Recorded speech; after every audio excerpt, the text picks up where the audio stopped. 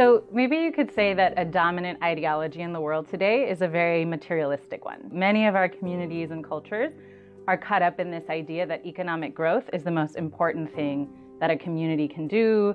The sign of glory of a nation is how much wealth it's accumulated.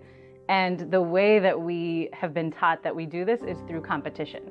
So often this competition is self-interested, it's aggressive, it's looking out for number one. While this ideology has really taken over, and yes, maybe some countries, their GDP has grown and there have been some positive things perhaps that have come of it, there's also been the loss of friendships, the loss of cooperation as a means of working, the loss of bonds of trust.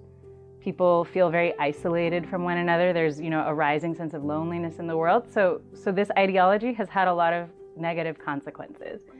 One thing that the rising generations will have to think about is whether the current systems and the assumptions that underlie them and the kind of principles that they promote will allow humanity to achieve a new stage of prosperity.